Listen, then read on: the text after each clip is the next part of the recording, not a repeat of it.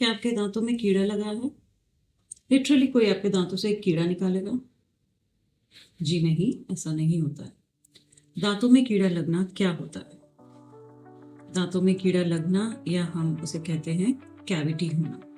आपने कई सारे वीडियोस देखे होंगे यूट्यूब पे या कहीं इंस्टा पे या कहीं पे भी, जिसमें कि ऐसे जादू मंत्र करके कुछ एक दवाई सी डालते हैं एंड देन लिटरली आप दिखाते हैं कि देखिए ये आपके दांत से निकला है।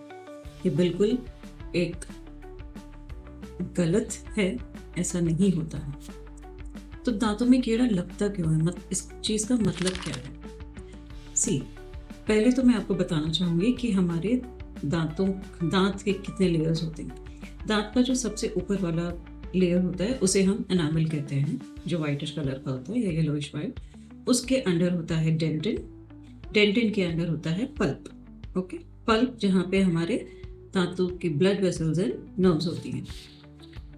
तो से जब भी हम कुछ खाना खाते हैं तो वो हमारे मुंह में कभी कहीं अगर रह गया तो जो हमारे मुंह के अंदर जो बैक्टीरिया हैं वो जाके इस खाने पे अटैक करके इसको एसिड में कन्वर्ट करते हैं। जब ये एसिड में कन्वर्ट हो जाता है तो ऑब्वियसली एसिड तो हम करेगा ही, तो ये एसिड दांतों में जैसे होल्स बनाने लगता है, जैसे कि हम कैविटी कहते हैं। सो जब भी ये कैविटी बढ़ने लगती है या फॉर्म होती है इनिशियल स्टेजेस में, इसका कलर होता है लिटिल येलोइश और धीरे धीरे ये ब्लैक हो जाता है, अगर आपने इसको नोटिस नहीं किया तो जब भी ये कैविटी अगर ऐसे होती है और आपको कुछ भी वहाँ पे आप खा रहे हैं तो वहाँ पे आपको खाना फंसने लगता है, तो that means there is a cavity. तो इसका ट्रीटमेंट हमें कराना चाहिए।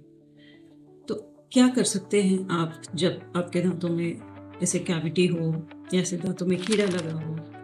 तो पहले तो मैं बताऊंगी कि इसको हम कैसे प्रिवेंट कर सकते हैं, कैसे हम दांतों में कैविटी होने से रोक सकते हैं। First and foremost important is tooth brushing. Tooth brushing आपको करनी चाहिए definitely 2 times, once in the morning and once in the night, सोने से पहले। आप सुबह बिना खाए पिए भी, if you are brushing in the night, आप सुबह बिना ब्रश किए भी आप खा सकते हैं और खाने के कुछ टाइम बाद भी आप ब्रश कर सकते हैं। ओके, एंड आप जब भी कुछ खाए पिए, चाहे आप कुछ स्नैक्स खा रहे हैं, जूस ले रहे हैं या any fruit, what ever you eating, आपको रिंस करना चाहिए अपना माउथ विथ प्लेन वाटर। तो जब भी आप कुछ खाए पिए अपना कुल्ला कर लीजिए।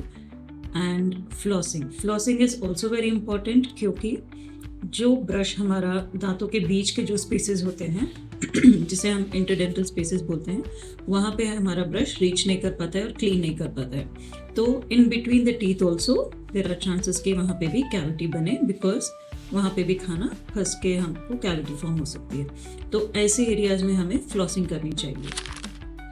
फ्लॉसिंग आपको रेडीमेड भी मिल जाते हैं, फ्लॉसिंग थ्रेड्स, फ्लॉसिंग स्टिक्स, तो आप उससे फ्लॉसिंग कर सकते हैं।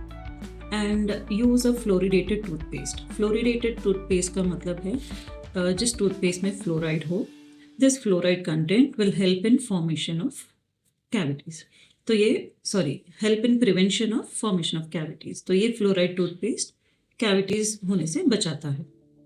एंड से सपोज अगर आपके दांत में कैविटी हो ही गई और वो बहुत छोटी सी कैविटी है, तो इनिशियल स्टेजेस में ही उसका ट्रीटमेंट कराना ज़रूरी है, क्योंकि अगर आप ये कैविटी का ट्रीटमेंट नहीं करवाते हैं तो धीरे धीरे वो अंदर ही अंदर और बढ़ती चली जाएगी, यानी कि वो दांतों को खाता चला जाएगा अंदर से एंड वो कैविटी बड़ी हो जाएगी। सो जब ये कैविटी सिर्फ ऊपर वाली लेयर में है, एनामल में है, तब हम इसकी फिलिंग कर सकते हैं। ओके, से सपोज एनामल और डेंटिन तक भी अगर पहुंचती है, जब आपको ठंडा और गर्म लगने लगता है, तब भी कुछ टाइम तक हम, मतलब डिपेंडिंग ऑन द डेप्थ, हम उसकी फिलिंग कर सकते हैं। और अगर ये कैविटी और डीप चली जाती है, पल्प तक पहुंच जाती है, जहाँ पे कि दांत का ब्लड वेसल्स और नर्व्स होते हैं, that is when you get severe pain. तो जब कैविटी इतनी डीप होती है तो डेफिनेटली हमको रूट कैनाल ट्रीटमेंट करवाना पड़ता है और उसके बाद से उसकी कैपिंग करानी पड़ती है। तो मेरा सजेशन यही है कि जब भी आपको ऐसा फील हो या लगे कि देयर इज़ अ कैविटी या जस्ट अ जनरल चेकअप वो बहुत ज़रूरी होता है। दैट इज़ वाई हम सजेस्ट करते हैं कि एवरी 6 मंथ्स आप अपने डेंटिस्ट के पास जाएँ और चेकअप कराएँ, ताकि जो भी कोई प्रॉब्लम्स हो वो इनिशियल स्टेजेस में ही सॉल्व हो जाए।